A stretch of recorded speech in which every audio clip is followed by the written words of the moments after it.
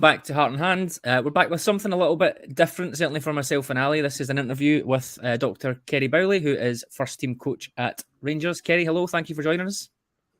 Hi, how are you doing, guys? It's a pleasure to join you. Thanks for having me. Yeah, all good. And Ali, normally you're the star of the show on these, but I'm afraid to say that's not the case today. But how are you doing? I'm great, thank you. It's yes, a pleasure to have Ceri along and pick his brains about his career and all the things in football. So hopefully a little bit more interesting to hear my dulcet tones. Absolutely. Okay, let's get on with it then. Ceri, so we'll just start first of all with maybe a little bit about your background. You're obviously very new to Rangers, but you've been involved in football for a number of years. Would you like to give us just a little update on your background, maybe in academy football leading up to your time at Man City? Yeah, cool. So, well, first off, as many of us do, we start off playing the game. And I kind of played the academy system prior to what is now the English system with EPPP. So it's prior to the 23s, B teams and that kind of thing, where it used to be 18s, reserves, first team. So played at Bristol Rovers up to reserve level. Unfortunately, didn't make the grade to go and play first team football there, but was quite clear that I always wanted to work in the game. My passion was around football. So it was always going to be, if I can't make it as a player, how do I work in the professional game and work at the highest level I can? And obviously, one of the steps that I then took was through education, because as I'm sure you're all aware, once if you haven't had that career in the game, it can become quite hard initially to get the first opportunities and things to work, particularly if you've got any kind of desire to work full time. So for me, then it was about continuing with education, trying to learn as much as I could about the various different roles in the game, particularly when you see how football's evolved in the last 10 years, maybe 10, 15 years, when you talk about, the analysis, sports science, data's the kind of the evolution at the minute that everybody's talking about. So for me, it was about trying to learn as much as possible, but also just like any career, really, you're trying to find people that can help you to learn, and those that are really worthwhile spending significant time with. So I was quite fortunate, particularly in the early days, spending a lot of time around professional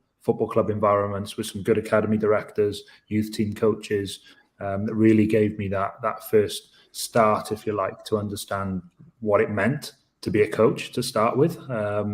And my journey had actually started from about 15 as a coach. So I'd been working with grassroots clubs and development centres and such like, but academy football is very different to that. So it was trying to learn from them. Continued education into kind of master's level and on to PhD, whilst working full time in various kind of capacities, partly as kind of sports development officer, but then also working in semi-professional and professional academies simultaneously. So academy director in semi-pro football, whilst also being an academy coach at Swansea City in the academy there, prior to them going category 1. So while they were a category 2 academy. And as I mentioned, it's about really earning your stripes, which I think is important, that you spend significant time learning about not just the game, but about young players, about players in general, about what it means to work in a multidisciplinary team, to work with different staff, to build relationships when you go into new environments. They were really the biggest learnings when I look back now, although all you think about at the time is teaching football. Obviously, that's the biggest driver behind it all. But they're my significant learners. And for me, it was always about what can I achieve, what can I gain, how can I be different in some ways to what's already out there, because it's a very competitive world. Everybody wants to work in the game. And as a result of it, knowing, again, as I come back to, that I haven't had the playing career of like the manager has, or the previous manager at Rangers, then you need something else. You need something else that's going to give you that opportunity, not only to be employable, but also the opportunity to complement other people in the game. Because you look at the game now and you see there are various different types of coaches, sports scientists and things with very varied backgrounds.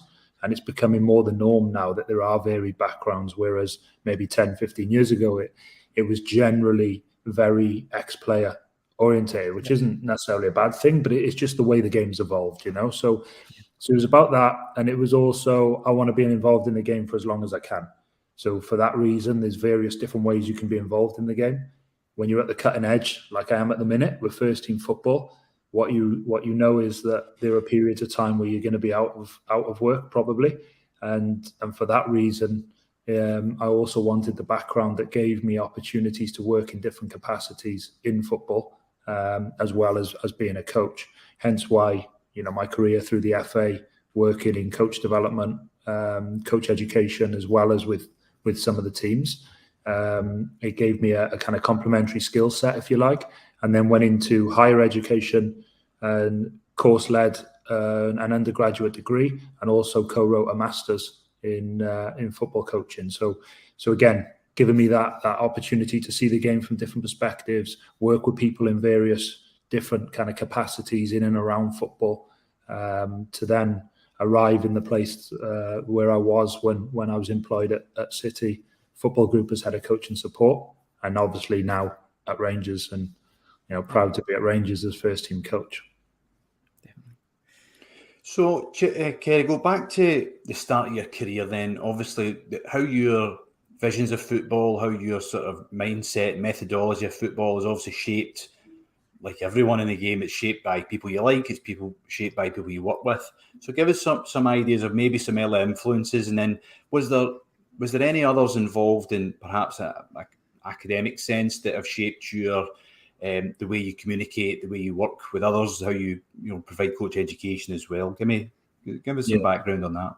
Yeah, okay. Well, as just about everybody, their journey starts in grassroots football, and I was very fortunate in lots of ways that Dad was an A licensed coach. So my dad had always worked at a good level in the game as a coach, and as a result, the kind of conversations that I had with him were maybe not always your typical conversation around being a young player, because of the way that he viewed the game. So if I ever went to watch clubs play, which we went quite frequently, I always had to watch the game through a different lens. It was very rarely about just being there as a fan, because it was always, watch what the midfield player does, watch the areas that he's receiving the ball. So as a result of it, I was always I was conditioned in some ways because of the influence of my dad around how I viewed the game. And just being around the environments that he was involved in. Obviously, then there are multiple influences in there from the players, from other coaching staff and things. And basically, I spent all my childhood talking about football, if I'm honest, whether I was at school, whether I was at home, whether I was wherever I was, it was always about football. But what I think I realized in an academy system was I was very curious about why. Like, why do we do that? What's the reason behind doing it that way? So anytime there was a new learning, I was always about like, well, why would I do that? And that really helped me, because it helps you to understand the game in a different way. And when I started coaching at 15, as an assistant, just helping out in environments, really, it then challenged me to think, well, it's not just about showing, which was the easiest thing for me to do as a 15-year-old coaching young players, was to show them some of the stuff I could do. But then it was, how do you help them to be able to do some of this stuff? And just because of the way I know how to do something, it doesn't transfer directly to helping somebody else do it, because I always say that everybody's learning something different. As a result, you have to really understand how they're learning it to help them to engage and that. So that would be my first influence, would have been my dad, and then some other, local coaches that would have worked with me at that time. But then when I think about the major kind of influences on my career, I would there are a few that I go to straight away. So one of them would be a guy called Dr. Ian Mitchell, who currently works with Gareth Southgate as sports psychologist with the England national team. Previous to that, he was with the Welsh national team for Euro 2016, and he was also the first full-time psychologist in the Premier League. He worked with Gary Monk at Swansea. And Mitch worked in education for 15, 16 years in higher education, but was also a coach, and he'd also played. He'd played at a good level. He'd been a pro. But the reason why, I guess, his kind of influence, one, is because of how good he was as a teacher and how engaging he was as a person, which happens to really help him with the psychology. Because as we all know, there has always been a stigma around psych. It's getting a lot better in football, but there's always been that stigma around it and attached to it. But because of his personality and because of his approach, I think people find it easy to connect with him, which which helps massively when it comes to influencing performance and practice. So Mitch influenced me a lot in that way, in terms of the importance of building relationships. And the one thing I struggled with as a player was the psych.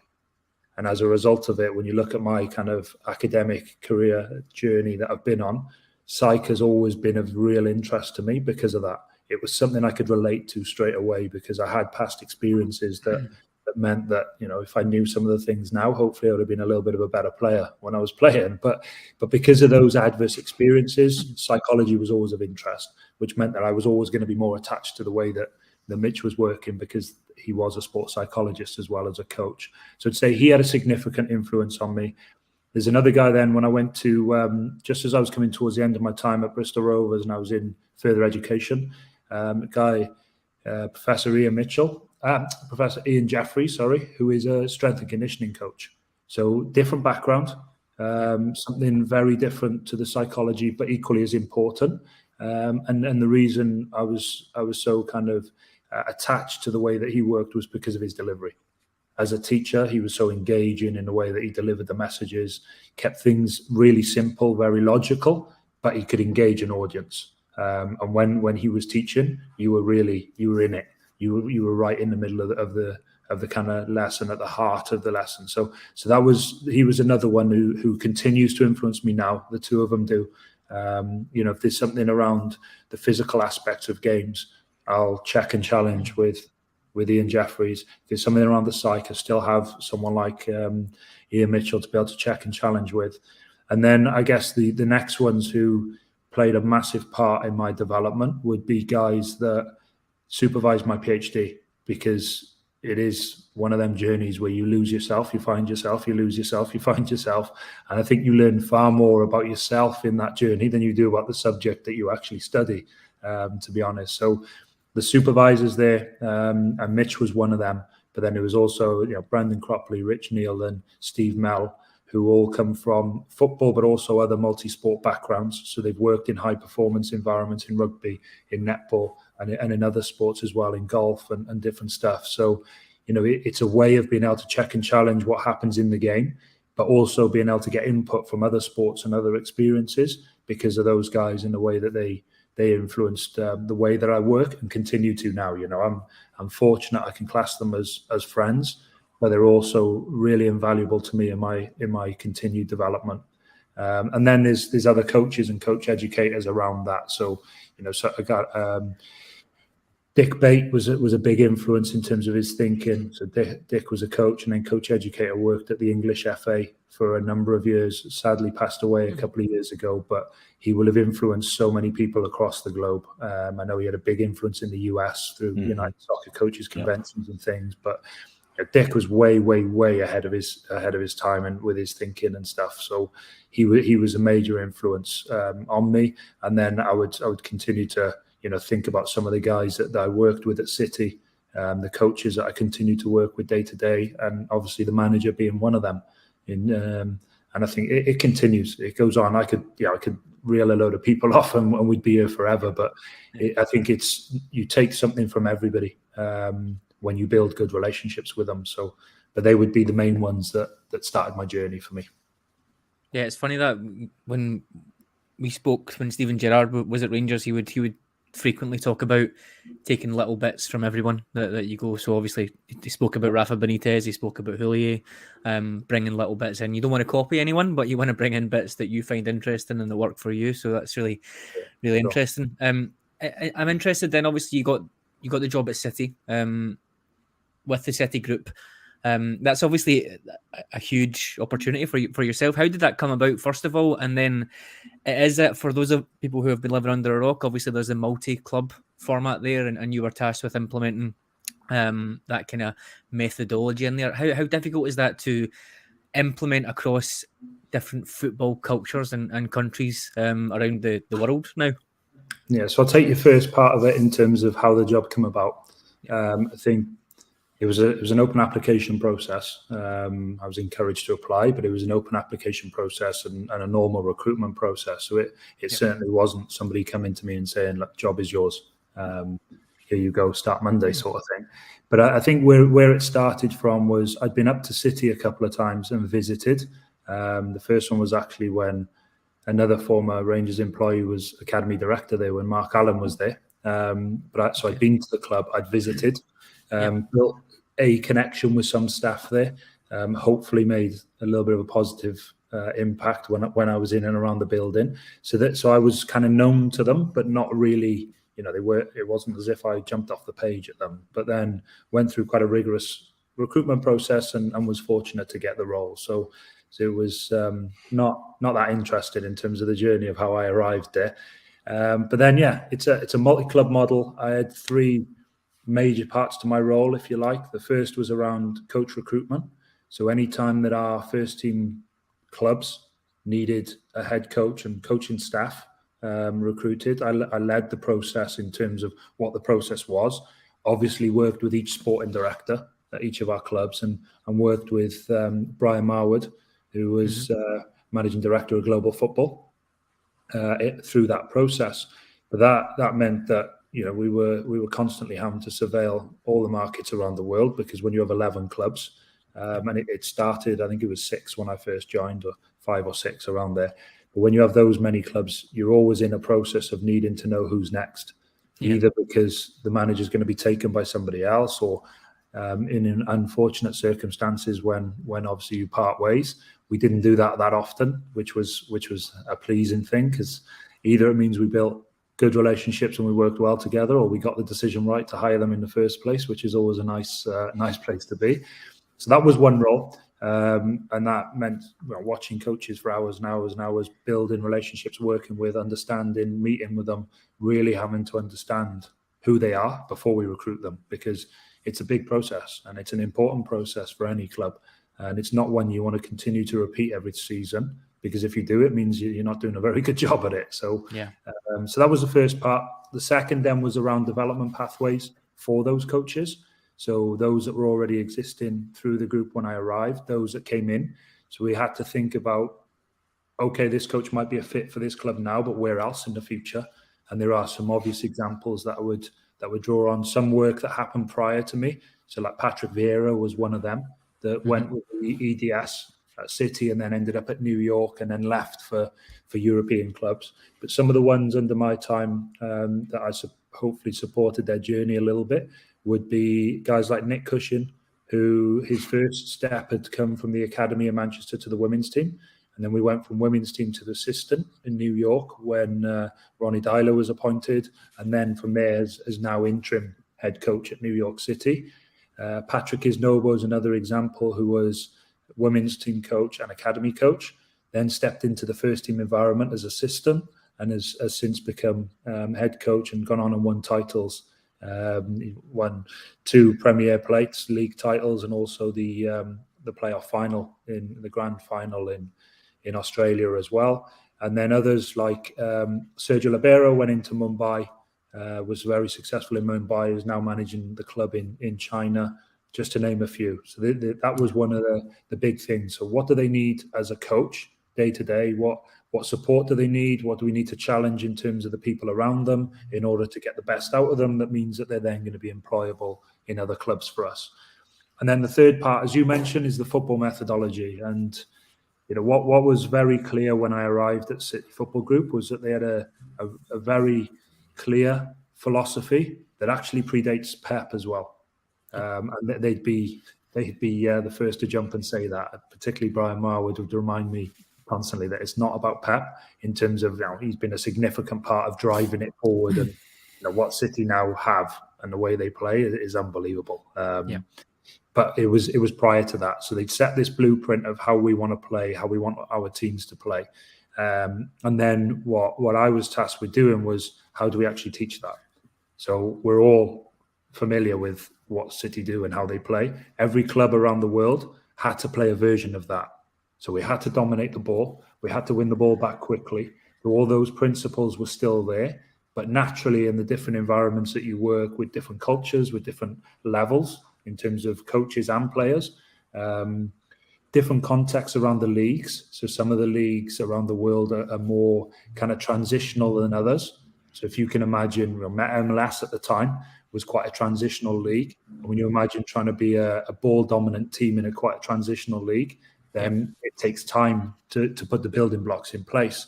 So that was the other part of my job, day to day, week to week, was working with those coaching teams around how do we do that, and evaluating their games, looking at their video, telestrating and trying to help and teach around some of the areas that we can improve week to week to bring the style out, essentially. Okay, how did you manage then? Let's take, for example, you're going into a region such as India, and it's easy to say, okay, we'll just transplant 7 coaches from Spain and all of a sudden we'll be fine. How do you manage that integration in obviously in a completely different environment? The coaches are learning, you're learning, the players are learning, and you're also picking players who aren't coming from a professional environment. Is there any sort of support mechanisms that you guys were putting in place, or even just on your own accountability? How did you keep yourself honest in those situations to make sure you were achieving your goals? I think the first thing for me is always humility. And you have to kind of appreciate that you're going into their environment. And as a result, before you can start to teach and educate, you have to respect what their environment is, what the culture is, what does it look like in terms of the context at the minute. And that was always our start point in any country, because, as you say, it's all right us saying that we know the way. We don't know the way. There are a number of A ways of doing stuff. There's no the way. But what we had was an identity that we were very, very clear on. We were very passionate about. But then what we had to do was learn. We needed to go in and learn. And that started from the moment that we knew we were kind of in the process of wanting to buy a club in that country. Then you start to reach out to contacts around the world that can help you to learn about that kind of environment.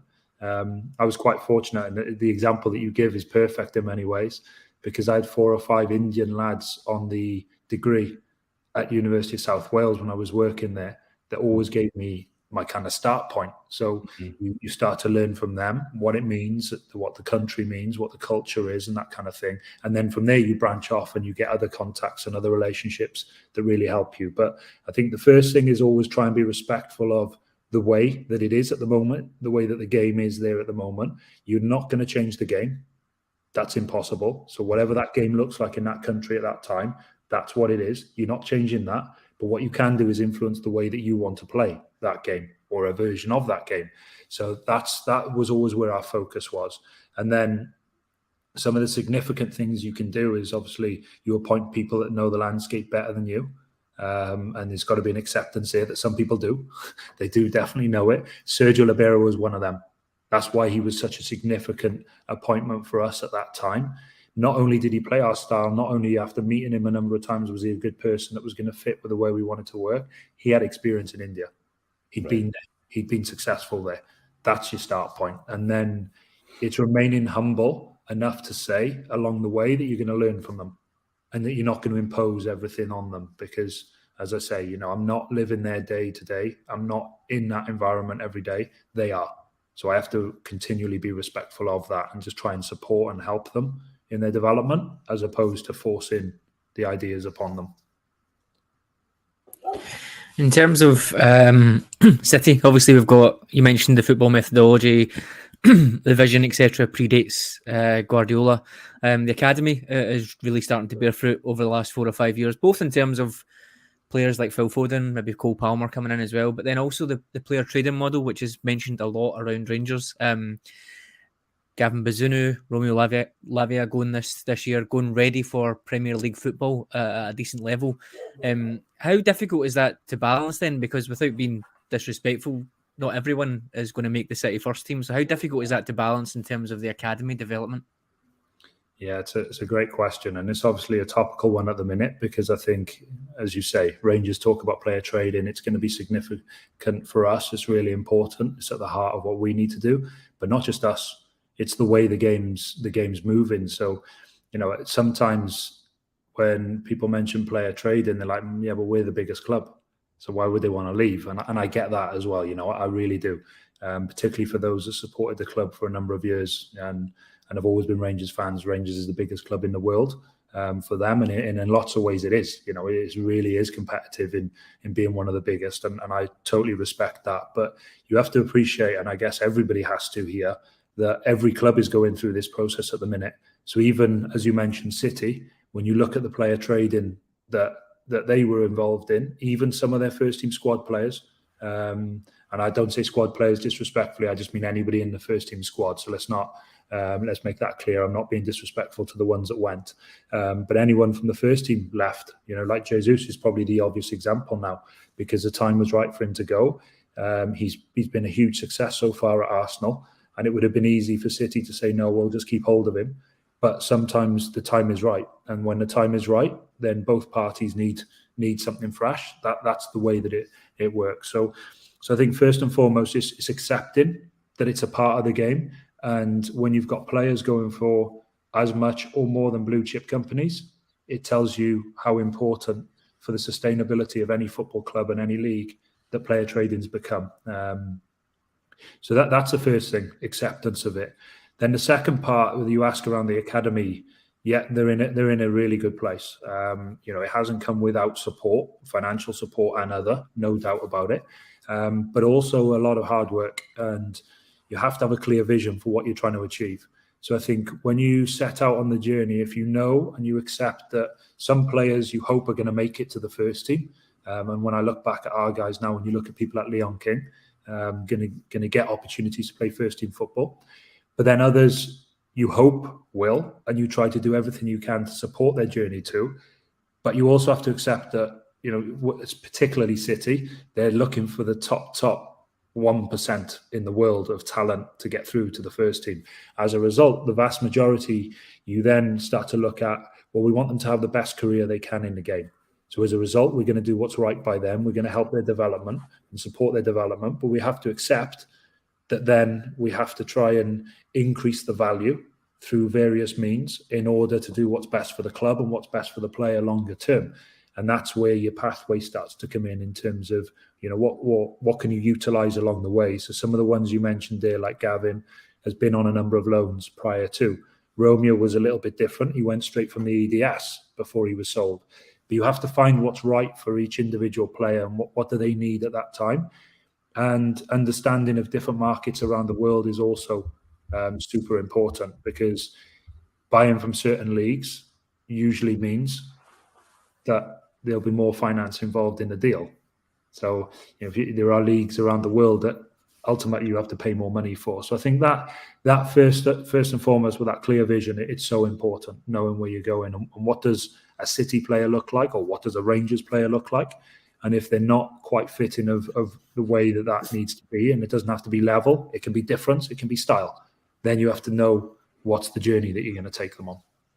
Yeah, I think without, you mentioned money being a factor there, and I think that does get thrown at City somewhat negatively, but I think certainly in terms of England, you don't have to look very far, without naming any other clubs in England. You don't have to look very far to see, if you don't have a plan and you're spending lots of money, then it doesn't necessarily mean success.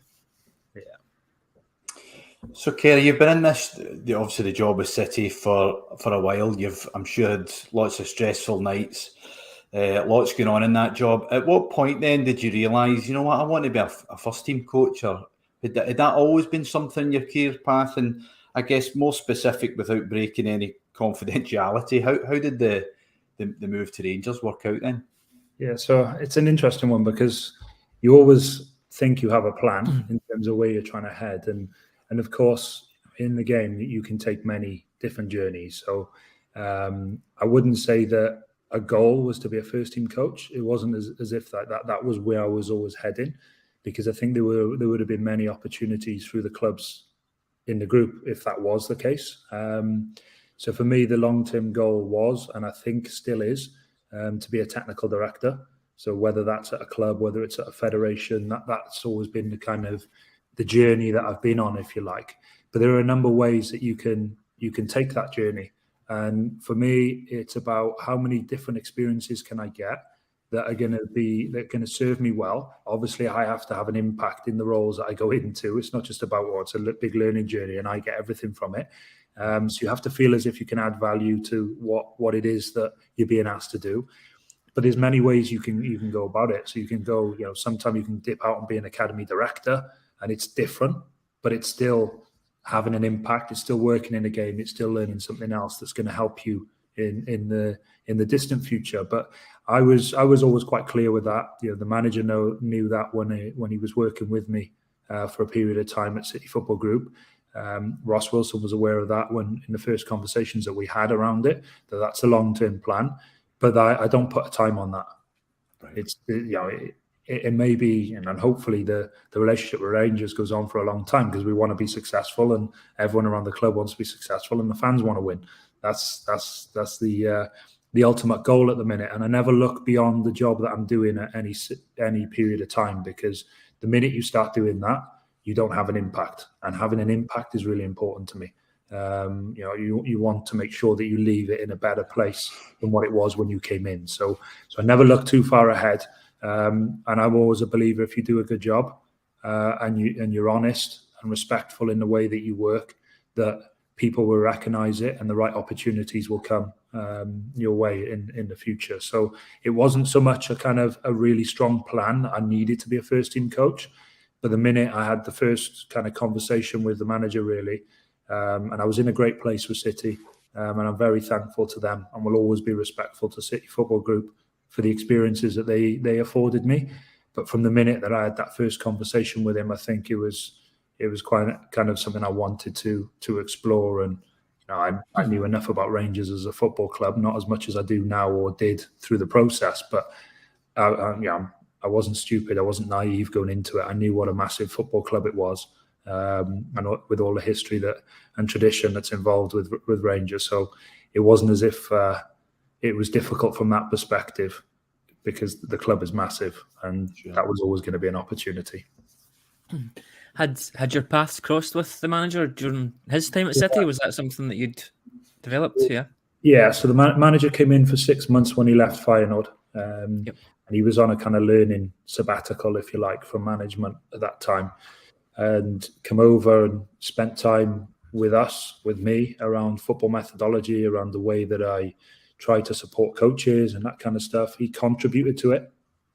That was the other significant thing, and something I think is really important.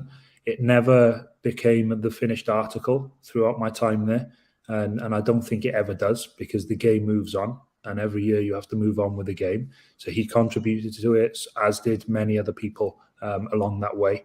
He travelled with me. So we went to clubs, we went to Melbourne, we went to New York, and he travelled as well. So he got to see what the other club environments were like and what those visits entailed. And we kind of stayed in touch from that moment, really. His journey took him somewhere different. He ended up in China initially. But we stayed in contact. I was at the end of the phone if there was ever anything I could support with, and we just continued to talk about the game and talk about our experiences, really. And that's what's led us to where we kind of are now. So you've been with Rangers now for a couple of months, I think maybe just 2. We obviously have Dave Voss, Roy Mackay and yourself then supporting the manager. In terms of your role, you mentioned that this is now first team coach. What, without giving loads away, but what are your kind of key responsibilities now at the club in terms of day-to-day or game preparation, all that sort of stuff? Yeah, so I think, first thing again, he's got good staff with him, and we have to remember that they went on a journey last season.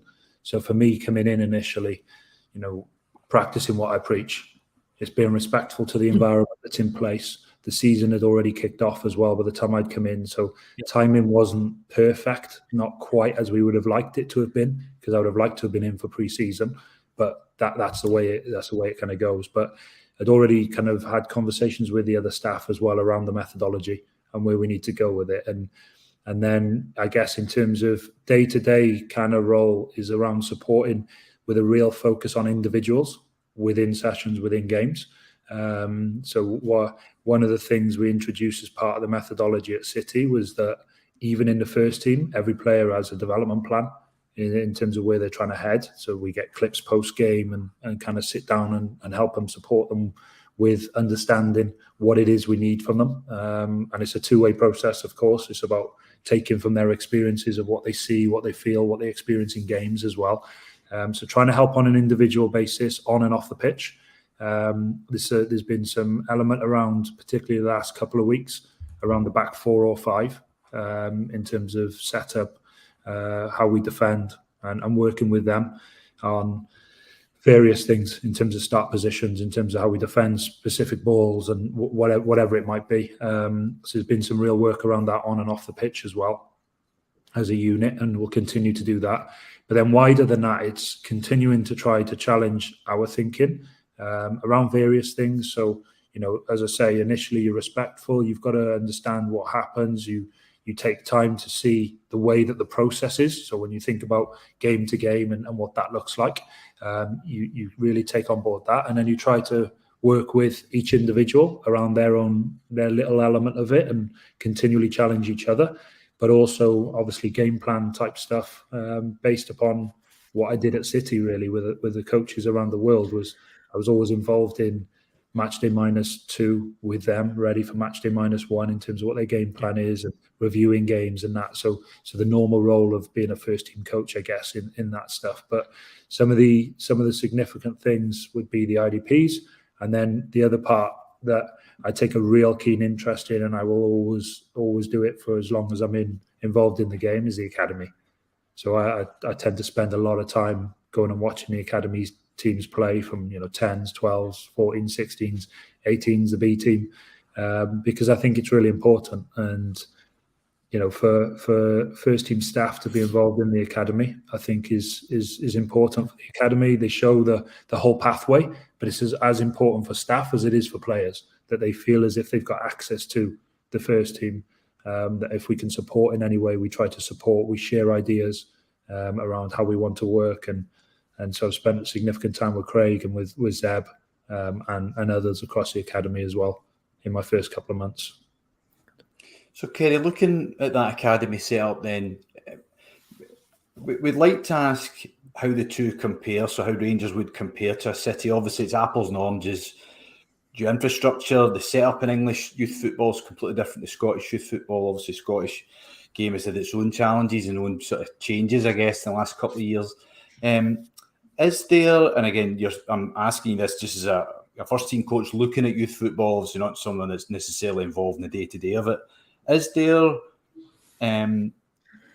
something that the club can continue to work on to improve improve the chances of developing more first team players, or is there more structural needs, sort of structural requirements of the youth game in Scotland to, I guess, sort of manage the levels?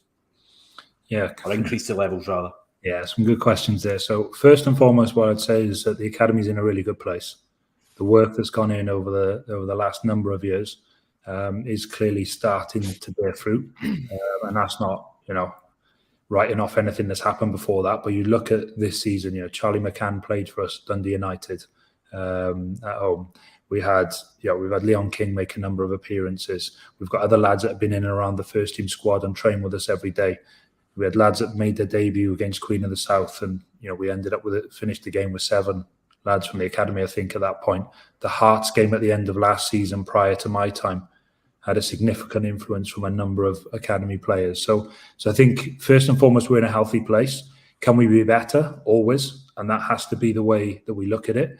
And that's certainly what I've experienced with the staff so far, is that there's always the drive to want to be better day to day. And look, me coming in as a first team coach doesn't mean that the academy is going to improve massively. That's not my job, and I would never take credit for the work that they do either, because there's some really excellent work going on there. But for me, it's more around trying to support them with that, and then obviously I get the opportunity to compare a little bit to what my experiences are across City Football Group across the world. Really, it's very difficult to answer the second part around where are they in relation to City, because I think it's similar to the first team in City, if I'm completely honest, in terms of what we're trying to compare. Mm-hmm. Excuse me. And it wouldn't be fair to do that. What I can say in terms of what's in place, in terms of the structure that's in place and the work that goes on, then I see equally as good work where we are now at Rangers as what there was at Man City and any of the other academies. So I think there's some real pockets of excellent work going on. In terms of how it then transfers to players being in the first team, the one thing we know is that takes time. And that's why I think we're now starting to see the benefit of all the work that's gone on maybe for 5 years plus.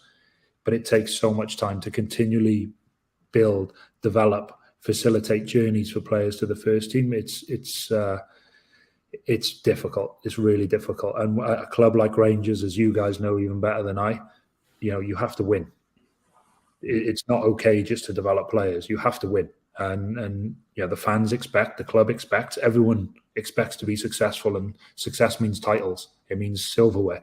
So there's a balance to be had there in terms of, yes, we need players, and we need homegrown players.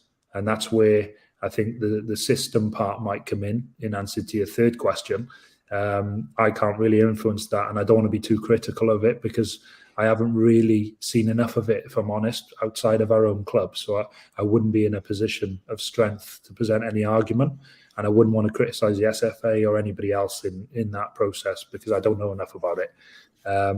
But I think when I look across, the market in terms of young players coming through, there's probably more to be done. We need homegrown players.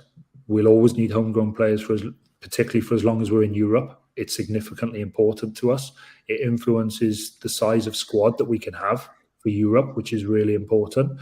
But equally, there's nothing like having a talent who grew up supporting Rangers make his debut and becoming a star in the first team. I think the affinity that supporters have with their club is never stronger than when they're one of your own that's coming through and playing and really playing well. So I think it's really important from that perspective as well that we continue to push, continue to challenge them as much as they'll challenge us around it.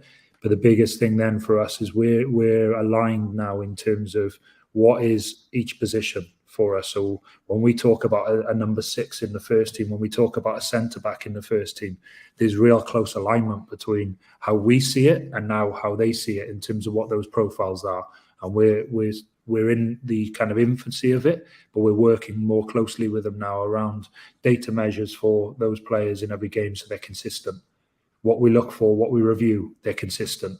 So as a result of it, we're speaking the same language, which, believe it or not, is half the battle to get into to alignment, is making sure you see things the same way and you speak the same language as each other. You mentioned there the sort of 4 or 5 years, the kind of academy journey. Is it that we maybe just don't have enough evidence yet? Because, like you said, we are still quite new in that journey. You look at known developers of talent, Ajax, the Portuguese clubs, even Southampton, and they're, yes, getting players into the first team, but ultimately player trading model has been built over 10, 15 years. Obviously with ourselves, you mentioned Leon King coming in. Thought he did fantastic on Tuesday night coming in as an 18-year-old. And then we've got guys like McCann and Lowry. But then I guess more importantly for that player trading side, how well Nathan Patterson is doing this season before he got his injury. Obviously Everton, I guess that brings us back to those two strands again, isn't it? That would be when you can really judge the academy over a longer period of time. Yeah, I think it's twofold. It's the academy and what it takes. Obviously, if you let's say we were to start something totally new now, you wouldn't start to see the benefit of that with the 18s and B team, not fully. Yep. You'd see a benefit, but you're never going to see the full benefit. It's going to be your lads in the foundation phase that you can really judge when they come through. How successful have we been? So along the way, the successes that we're having are brilliant. But there are things that continue to evolve season by season that just take time. You're right. You talk about your Ajaxes, your Southamptons, maybe any club really with a history of it. When you talk about Benfica, those things have been in place for so long. And the other part that becomes really important with that is methodology. So every club that we worked with at City Football Group had periods in the season where there was a massive downturn before there was the upturn. And when you think about it in terms of just human nature, think about any of our own journeys that we've had through life. When you learn something new or anything that changes slightly, sometimes it takes time. And sometimes it means that you become worse at it before you become better at it. And I think that's always going to be difficult for supporters to appreciate. It's always going to be difficult to accept. But sometimes that's how it is. And that's what, in some ways, we've seen a little bit in our dip in form this year around certain things. hopefully now we're coming out from learning from those kind of mistakes, and it hurt. They hurt. Those things hurt. But it's the same then when you think about the academy journey. You'll get a group through, so we've got a good group at the moment, and I'm really excited by some of the guys that are coming through underneath it. But you also can't take for granted just because you get 3 or 4 1 year, you can't always get 3 or 4. And that might be 3 or 4 through to the first team, or that might be 3 or 4 into the player trading model.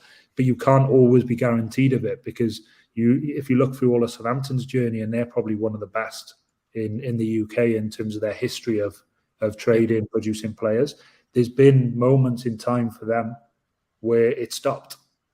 Yeah. And they stopped being able to sell players for X amount of money, or they've stopped having new players come in for debuts.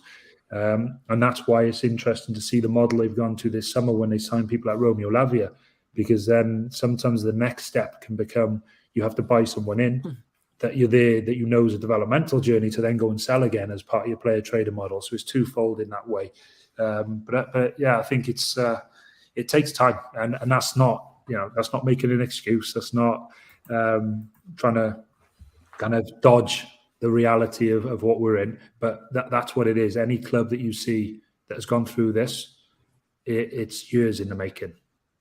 And I guess with that Southampton comparison again with Rangers, we saw last summer a number of players, that 16, 17-year-old coming in at Rangers, who are coming in as men effectively to move on. Yeah, for sure. I wanted to shift gears a wee bit, Ceri, on this one, and just sort of look at some topics. I guess just some football in general, really get your sort of take on it.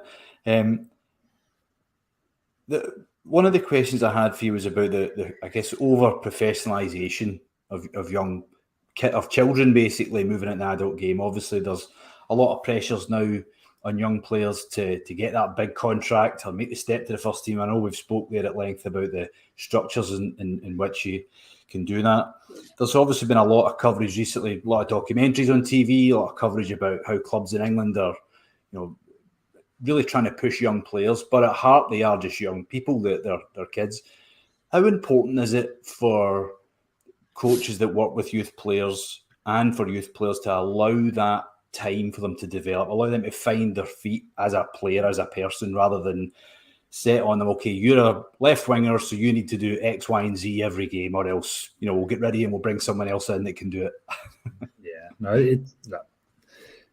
I'm with you. It's difficult. I think first and foremost, we have to remember that they are children, and they're only going to be children once. So, I'm a father. I've got three kids, two young girls who love the game but are not as involved in football, but they're more cheerleading, gymnastics and things. And then I've got a son. He's only 8 months old, so I haven't approached any of this situation with him yet. So that's to come probably. But I think it's important that we remember that they are children, and they've got, first of all, whatever they come in to do in any of the environments that we create in football, they have to love doing it. That has to be first and foremost. But I think it also goes a bit further than just the child, because I've seen firsthand the impact on families, the other siblings, when a young lad or girl, as the case may be now with the way that the women's game is developing, has to be in an academy environment 4 or 5 times a week. That means that often parents coming straight from work and spending 3 or 4 hours at a training ground with the other siblings doing their homework. And I've seen this a number of times where there are other siblings doing their homework in the environment in which their brother or sister may be training. So it has a real impact, and it really takes over your life. It really does. When you think about how far they have to travel for games, how the weekend's taken up with, if it's training Saturday, play Sunday for the younger ones, it is a real commitment on behalf of everybody for this to happen, and to give them that opportunity. And the difficulty is that you never know. You can't say that for every child being in at 9 is going to mean they're professional. There are stories, and there will always be stories of those that started under 9. So, some of the crop that, as we mentioned City earlier, some of the crop that did come through were with the academy very young. I think when we talk about Robbie Ure, I think he was in at under 9 with our academy, so he's come right the way through the system. But then for every one of those, there'll be a Paul Ncio who has come in very late into our system at Rangers. And as a result, you can never say that being in this environment is going to guarantee success, because as we know, players that are the best in the country at 13, 14 often are not by the time when they're 17, 18, 19. And part of that is just natural, maturation. Sometimes that's how it goes in the cycle. So I think it's really difficult. But some of the things that we can hopefully have an impact on is that, there's a stat that 0.0015% of people in the UK can play in England's Premier League. Wow. But you've got a 100% chance of helping those young kids to become better people. And, one of my passions will be around life skill development and how we use football to develop life skills. That's what my PhD research was in. That's where I partnered the FAW around trying to help and educate coaches around this stuff, because it is really important. The game, we want them to love the game forever. We don't want them to, and I felt it a little bit when I left an academy system, and I know many other people do. They feel despondent with the game. And then what ends up happening is they walk away from it completely. But not only that, it has an impact on their mental health and for some people, an impact on their life for years to come. So I think where the game's got a lot better, and the systems in place across various countries have got a lot better around this, is understanding the impact. And when you understand the impact, you can start to try and put things in place that can help. But I'll also caution that there'll always be ones and twos that might slip through the net with that.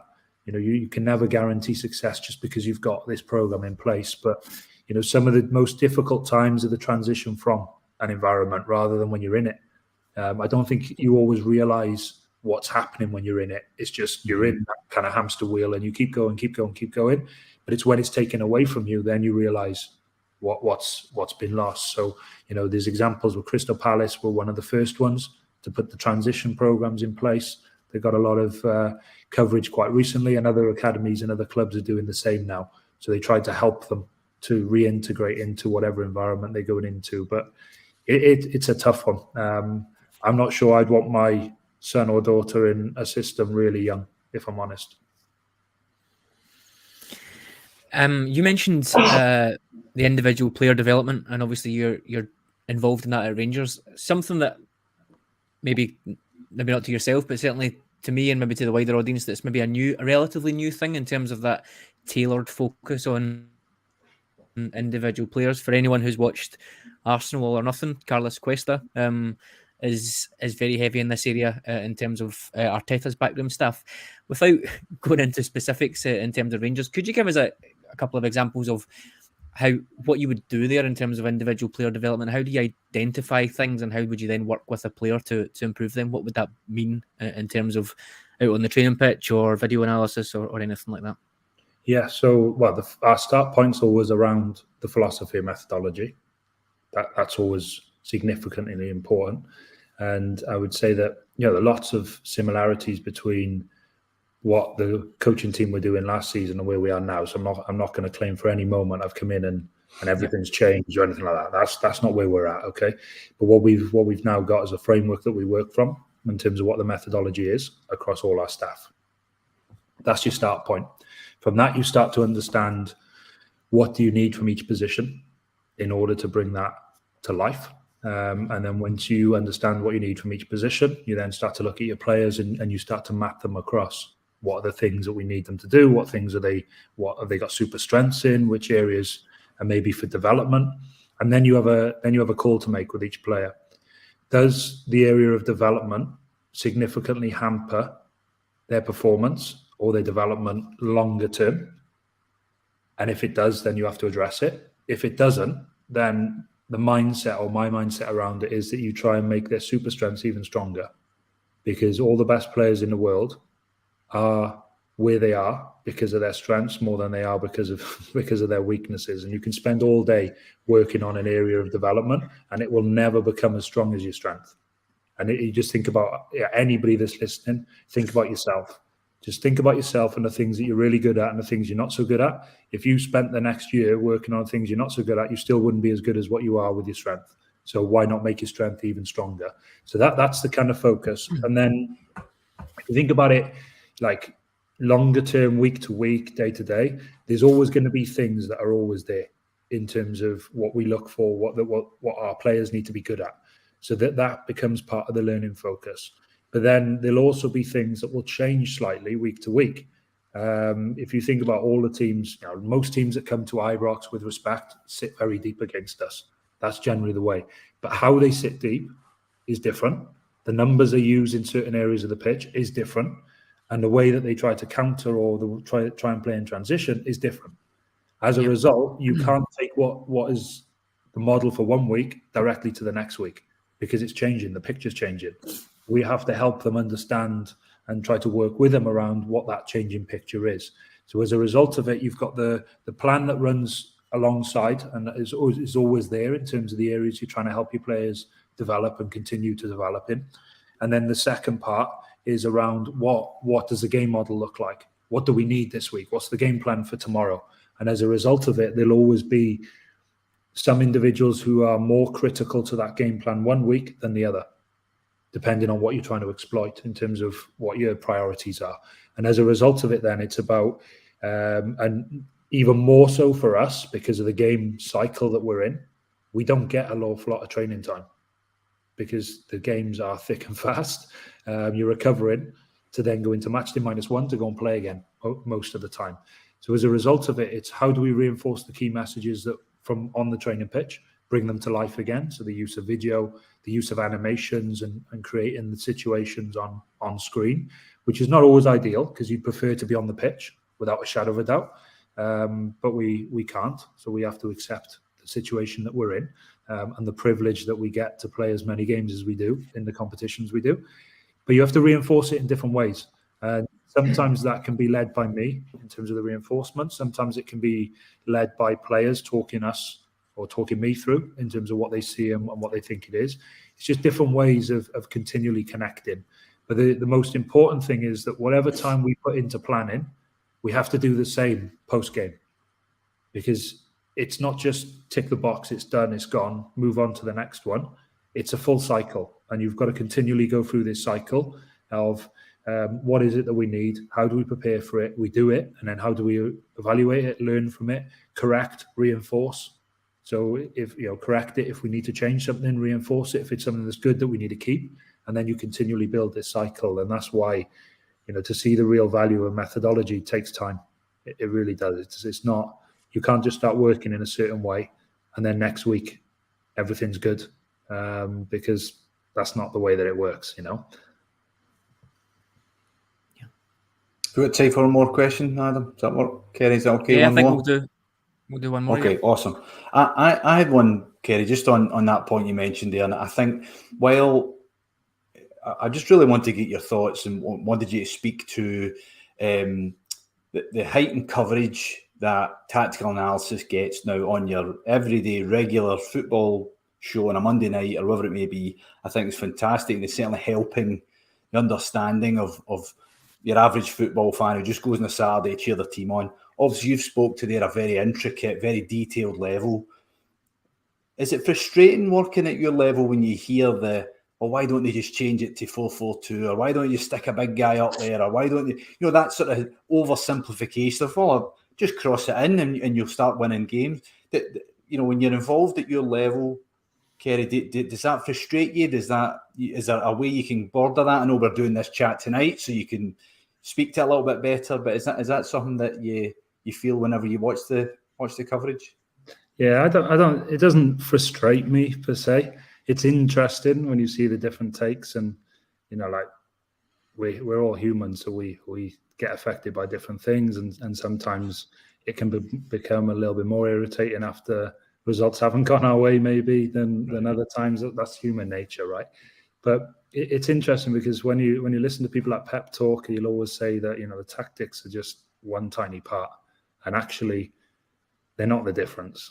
It's not the reason you win or not most of the time, because that comes down to individual battles a lot of the time, implementing the basics. So we can come up with the most sophisticated plan in the world, but no real battle plan survives first contact, as they say. So for us, it's about actually trying to make it as simple as possible, so that it gives clarity to what it is that we're looking to do, not trying to focus on too many things in the game plan, because then you can get lost in the detail. So although we go to go into detail in terms of each one, if we keep them to a smaller number, then it kind of helps. And don't forget that the way that some of the stuff I explained might take weeks and weeks for us to get to that detail.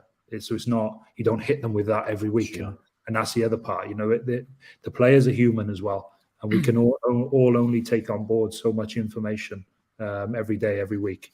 We can't just get smashed with loads of information. It's like when you do a course, you go and study a course, it's chunked in terms of the way you go. So we're nowhere near where we can be in terms of where we can get to with the way that we're working and with the group of players we've got. But at the same time, yeah, everyone, what I always try to respect, everyone's got an opinion about the game, and everyone sees the game through their own lens of what they want to see in the game. And then you get some that are super passionate and quite highly emotive, particularly around their team, which again is natural. It happens with all clubs. So as a result, there's always a simple answer. And the funny thing is, it's always, we're not coaching them the right way because we haven't done X or we didn't get Y or whatever. But some of the interesting ones, and you know, because of where I've been fortunate to experience football with who I would consider one of the best managers ever. And I think by the time he finishes, he will be known as the best there is, was, ever will be, in terms of the way he's changed the game. I mean, there's been some other massively successful managers all around the world, and there's been some at our club as well. You know, the club that I'm fortunate to be at now, there's been some top coaches here when you think of Walter Smith and others that have come through at our club. But in terms of what Pep has done in terms of influencing countries, I think, you know, there's not many that are going to be able to do that. But one of the things he talks about quite a lot is the backwards pass is often the most important pass. Because like us, they experience teams that sit very deep. Mm-hmm. And it's not always possible, and it's not always as simplistic as you've got to pass the ball forward. You've got to try, and you've got to try and influence their behavior. You've got to pull people out. And sometimes that takes time, you know. You need a probe, you pass, you know. There are times when the forward pass is the most important for us at that moment in time, and we have to see it at the right moment. But the other bit, and because of the way teams play, particularly at Ibrox, again, is if you turn the opportunity down, you don't get it for another 5 or 6 passes. So you have to try and move teams to get it again. And that's the hard thing, because we can only control the part that in terms of what we're going to do. We can't ask the opposition to do what we want them to do. And they'll always come with their own game plan. And let's be honest, most of it is to frustrate us. Most teams look at it, can we frustrate them for as long as possible? And then if we get an opportunity, we maybe grab a goal. So I get it. Everyone wants exciting brand of football. We want to play an exciting brand of football. But sometimes it takes two to be able to do that stuff. And I've sat at many games in the Etihad where it wasn't always exciting because you're only 50% of that game in terms of the team that you're going there to play. So I think there's a caveat with that. There's that element, and then of course the Champions League experience at the moment. There's always a solution to the Champions League, but you know it's not always that easy when you go to Anfield and you play against probably the best, definitely one of the best pressing teams in European football, and you then think, well, should we go toe-to-toe? And then means that we're 1v1 all over the pitch, which is very difficult. And lots of teams struggle with that in the Premier League and in Champions League history. And then, as I say, when you get the ball, it can often be quite difficult because you're exhausted from defending and pressing and trying to stay in it. And when you get it, then it becomes difficult, particularly against a team that counter-press like them. That's their philosophy, is to counter-press. And you know, there's been many teams that struggle at Anfield in terms of that. So, but yeah, I get it. You know, there's always a solution, and the solution always is to play a different system, or you play these two, and you don't play this one. But our job is to try to put the best team out there, and we do that. We want to win.